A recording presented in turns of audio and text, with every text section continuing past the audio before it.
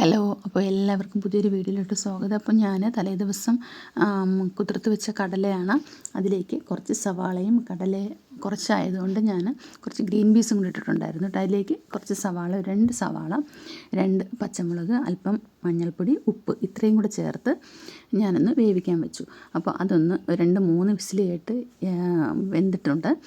അപ്പോൾ അതിനോടൊപ്പം തന്നെ അതിന് കഴിഞ്ഞ് ഞാൻ രാവിലത്തേക്ക് അപ്പത്തിനുള്ള മാവ് ഞാൻ തലേദിവസം ആട്ടി വെച്ചിട്ടുണ്ടായിരുന്നു. അപ്പോൾ അത് നന്നായിട്ടൊന്ന് പെരുകി വന്നിട്ടുണ്ട്. അതിലേക്ക് ഉപ്പും കൂടി ചേർത്ത് ഞാനൊന്ന് മിക്സ് ചെയ്തെടുക്കുകയാണ്. അത് കഴിഞ്ഞ് ഞാൻ എന്ത് ചെയ്തു, ചായ ഇടാനായിട്ട് തുടങ്ങി. അപ്പോൾ 1 ഗ്ലാസ് പാലിന് 2 ഗ്ലാസ് വെള്ളം. ഒത്തിരി കട്ടിയായാലേ ഞങ്ങൾക്ക് ഇവിടെ ഇഷ്ടമല്ല. അപ്പോൾ അതുകൊണ്ട് ഞാൻ എന്ത് ചെയ്തു, 1 ഗ്ലാസ് പാൽ 2 ഗ്ലാസ് വെള്ളമാണ് ഒഴിക്കുന്നത്. അതും കൂടെ ഒഴിച്ച് ചായക്ക് അടുപ്പിലോട്ട് വെച്ചു. അപ്പോൾ ഇവിടെ നമ്മുടെ കടല ഇവിടെ 2-3 വിസിലൊക്കെ കേട്ട് ഞാനിതങ്ങനെ ഓഫ് ചെയ്ത് വെച്ചേക്കാണ്.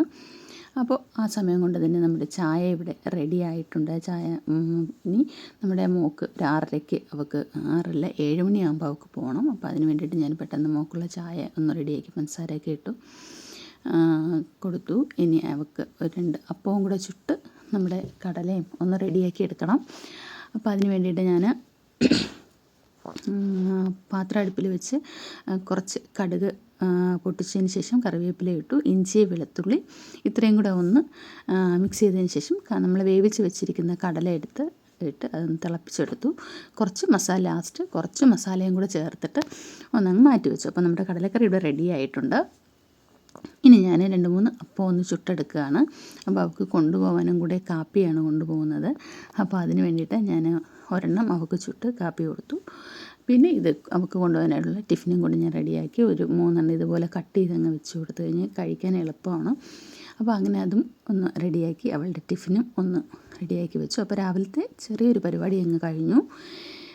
ഇതും കൂടെ ഒന്ന് റെഡിയാക്കിയതിന് ശേഷം ഞാൻ എന്ത് ചെയ്തു, എനിക്കുള്ള ചായയും എടുത്തും കൊണ്ട് ഞാനൊന്ന് വെളിയിലോട്ട് പോകാമെന്ന് വിചാരിച്ചു. അപ്പോൾ അവളുടെ ടിഫിനും കൊണ്ട് മേശപ്പുറത്ത് കൊണ്ടുവച്ചു. അവൾ കഴിച്ചു. പിന്നെ സ്കൂളിൽ പോകാനായിട്ട് ഒരുങ്ങുകയാണ്. അപ്പോൾ ഞാനും എനിക്കുള്ള ചായയുമായിട്ട് ഞാൻ വെളിയിലോട്ട് വന്ന് ഇച്ചിരി നേരം ഇവിടെ വന്നിരിക്കും. അപ്പോൾ തലേദിവസം നല്ല മഴയായിരുന്നു. അപ്പോൾ അങ്ങനെ ഇച്ചിരി ചവറൊക്കെ വീണ് കിടപ്പുണ്ട്. അപ്പോൾ ഇതാണ് നമ്മുടെ ഫ്രണ്ട് വ്യൂ. വെളിയിൽ നിന്ന് ഇറങ്ങി വരുമ്പോൾ നമ്മുടെ ആറാണ് കാണുന്നത്. അപ്പോൾ അതൊക്കെ കഴിഞ്ഞ് മോളിതേ പോവുകയാണ്. അപ്പോൾ എനിക്ക് ടാറ്റയും പറഞ്ഞിട്ടാണ് അവൾ പോകുന്ന സമയത്ത് എനിക്ക് അവിടെ വഴിയിൽ ചെന്നാലും മറന്നു പോകാതിരിക്കാൻ പെട്ടെന്ന് ടാറ്റയൊക്കെ പറഞ്ഞിട്ടങ്ങ് പോകും. അപ്പോൾ ഇനി അടുത്ത പരിപാടി ചായ കുടിച്ച് കഴിഞ്ഞതിന് ശേഷം ഞാൻ അടുത്ത പരിപാടി സാമ്പാറാണ്. പരിപ്പ് എടുത്ത് വെച്ചിട്ടുണ്ട്. അതിലേക്ക് കുറച്ച് കഷ്ണങ്ങളുണ്ടായിരുന്നു, അതെല്ലാം കൂടി ഇട്ടു. മഞ്ഞൾപ്പൊടി, ഉപ്പ്, ഒരല്പം എണ്ണ, തിളച്ച് തൂവി പോകാതിരിക്കാനായിട്ട് കുറച്ച് എണ്ണ അത് വെച്ച് അടുപ്പിലോട്ട് വെച്ച് കഴിഞ്ഞപ്പോഴത്തേക്ക് നമ്മുടെ മീൻ എണ്ണം കൊണ്ടുവന്നിട്ടുണ്ട്. അപ്പോൾ ഒരു 3 വങ്കടയാണ് ഇന്ന് കിട്ടിയത് 50 രൂപയ്ക്ക്. തലേ ദിവസത്തെ മീൻ കുറച്ചുണ്ടായിരുന്നത് കൊണ്ട് 50 രൂപയ്ക്ക് മീൻ മേടിച്ചു. അപ്പോൾ ഇതൊന്ന് അരിഞ്ഞ് വെക്കണം. അപ്പോൾ ഇതെല്ലാം കഴിഞ്ഞ് ചെന്നപ്പോഴത്തേക്ക് നമ്മുടെ സാമ്പാർ നമ്മൾ താളിക്കാനുള്ള പരിവായിട്ടുണ്ട്. അങ്ങനെ ഞാൻ വേറൊരു കുക്കർ അടുപ്പിൽ വെച്ചതിന് ശേഷം കടുക് പൊട്ടിച്ചു, നമ്മുടെ കറിവേപ്പില ഇട്ടു.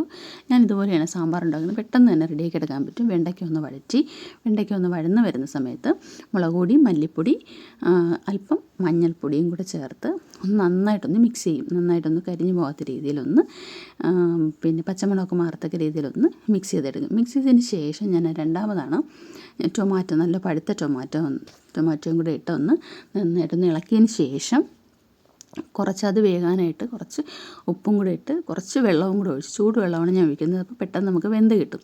അപ്പോൾ അതും കൂടെ ഒഴിച്ചിട്ട് ഒന്ന് 2-3 മിനിറ്റ് ഒന്ന് തിളപ്പിച്ചതിന് ശേഷം ഒരു ശകലം ഇത്തിരി നമ്മുടെ ആവശ്യത്തിന് വേണ്ടുന്ന ഒരു അല്പം പുളിയും കൂടെ പിഴിഞ്ഞ് ഞാൻ അതിലേക്കൊന്ന് ഒഴിക്കുകയാണ്.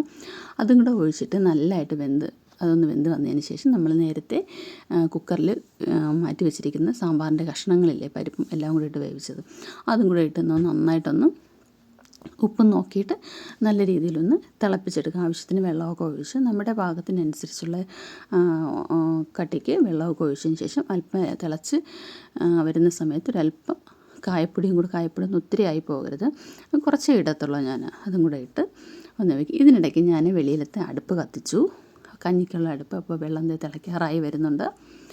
അപ്പോൾ അതും കൂടെ ഞാൻ അടുപ്പെല്ലാം കത്തിച്ച് റെഡിയാക്കി. വെള്ളം തിളച്ചു. ഞാനിനി അരി ഇടാനായിട്ട് പോവുകയാണ്. അപ്പോൾ ഇത് നമുക്കിന്ന് റേഷൻ കടയിൽ നിന്ന് തലേ ദിവസം കിട്ടിയ അരിയാണ്. നല്ല സൂപ്പർ അരിയായിരുന്നു. നമ്മുടെ ജയ അരി എന്നൊക്കെ പറയുന്ന പോലത്തെ നല്ല വലിയ ഉണ്ട അരിയായിരുന്നു. നല്ല ചോറായിരുന്നു. അപ്പോൾ ഇത്രയേ ഉള്ളൂ ഇന്നത്തെ വീഡിയോ. താങ്ക്